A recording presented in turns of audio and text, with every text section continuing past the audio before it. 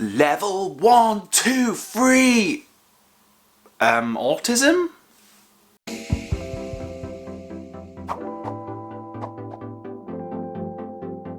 Well, hello there, how you doing? I hope you are doing well. And today you and I are going to be talking about the autism level system. And if you're brand new to this channel, consider subscribing, hitting that notification bell, because I make weekly videos on this type of stuff. Because as a UK based autistic person, I saw this online, I was like, what the heck does that mean? What are the levels of autism? What does each individual level actually mean for autistic people? And also, I didn't want to do this video without some help, so I reached out to Stephanie, who is an American-based autistic YouTuber, and we're just going to be sharing our thoughts on the autism level system, what we think from our perspectives. So, Stephanie, do you want to introduce yourself to everyone? I'm Stephanie from the channel Stephanie Bethany, and like Andy, I do videos on autism related topics. I talk about my personal experiences as well as talk about things that I have learned about and I want to share with you guys. I want to help autistics, friends and family of autistics, and really the general public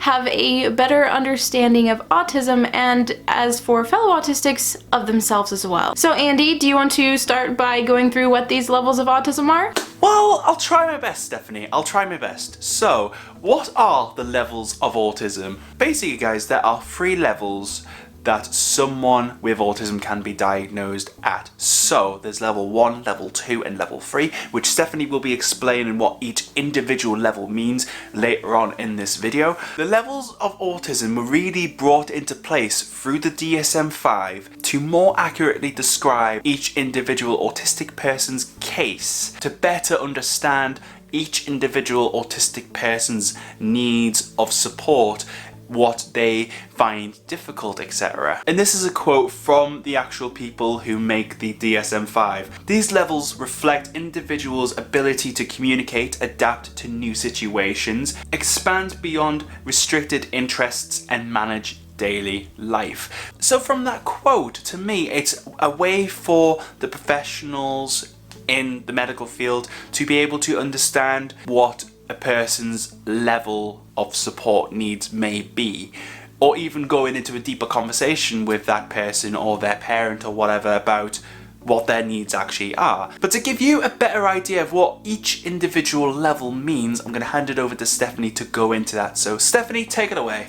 Yeah, so I'll start with level 3, which is requiring very substantial support. I'm also going to put up an image to help explain while I'm talking. It's done by Cindy Chung at Very Well. Level 3 describes someone who has severe deficits in both verbal and non-verbal social communication skills.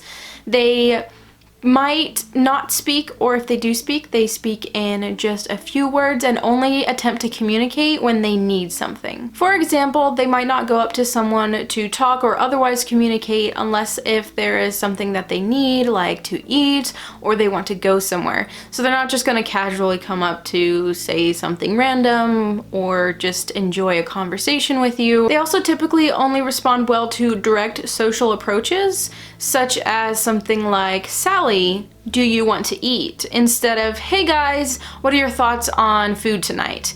That second one isn't, it's probably not going to be acknowledged. They also tend to experience extreme distress or difficulty with coping with change or changing their attention or kind of their task, or basically being able to move from one thing to another. Level 2 is requiring substantial support. Individuals with level 2 ASD have deficits in verbal and nonverbal communication, and their social impairments are apparent even when there are supports in place. They would typically interact socially based on narrow, focused, and specific interests. So for example, say that you're talking about galaxy slime, and the person with level 2 autism likes slime. They really are interested in slime. They will be happy to talk to you about slime, mostly to you instead of with you, probably.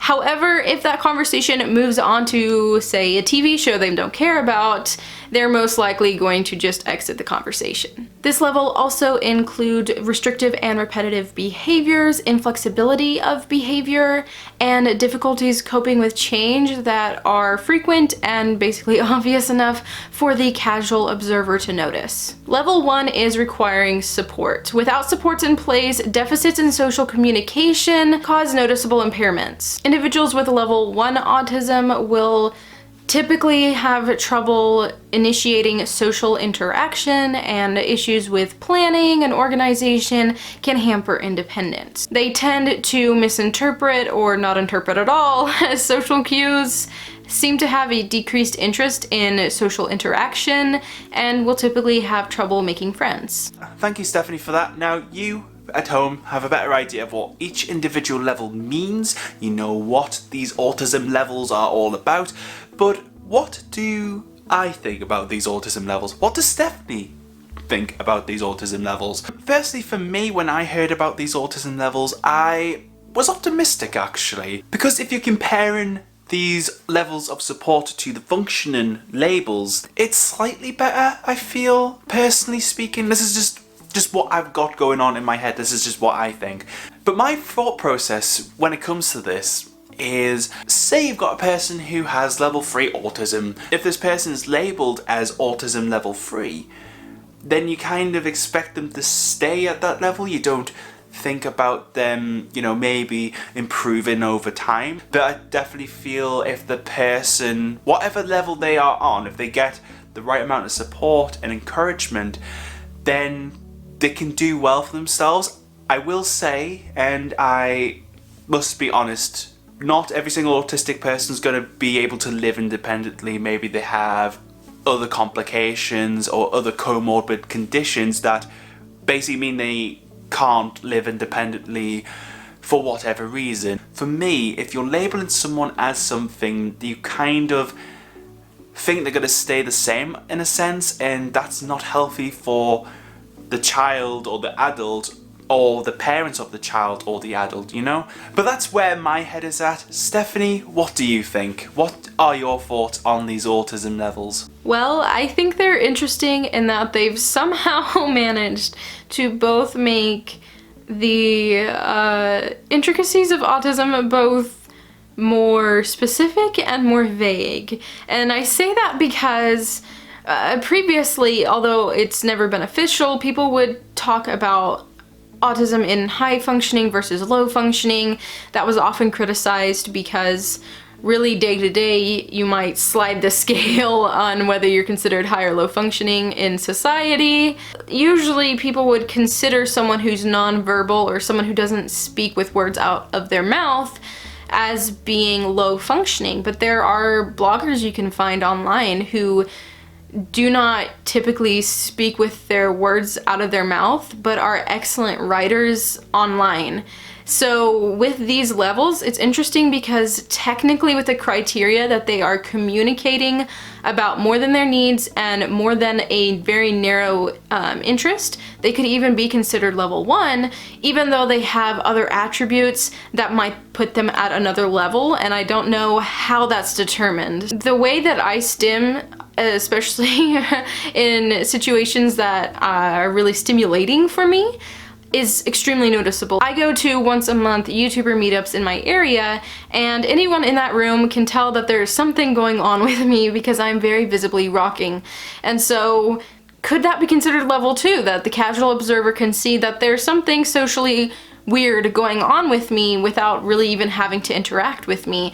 Yet mostly I would definitely fit level 1. So determining how many of one thing classifies you and what level is still difficult just because of how complex and intricate autism is. And then the other thing that kind of isn't real clear to me is the whole idea of what a support is. Is a support like tools and coping mechanisms, like using headphones or sensory toys, or are we talking about having an actual person there? Am I supposed to seem almost normal to you in public if I have headphones or if I have an aid with me? And then am I considered, like, is my behavior autism level 1? Like, things like that aren't real clear, and from my understanding really haven't been totally clarified. Another thing that I have noticed is that they rely very heavily on social communication skills, which I don't really know if that's a good thing or a bad thing. Yeah, those were some very interesting points, Stephanie, actually. Very interesting points. But guys, what do you think about this whole discussion, this whole video? Did you get something from this video? Let me and Stephanie know down below in the comments what you thought of this video and what your feelings are. Thank you so much to you, Stephanie, for coming over to my channel, hopping over and giving your insights and your thoughts and your feelings on this topic. Just thank you so much. I did make a video over on Stephanie's channel, which will be up there for you to click right now. Or if you're brand new to my channel and you want to see more of what I do, there's a playlist for you right there. If you enjoyed this video, hit that like button so I know. Stay you, stay indie, have a great day, and I'll see you next time.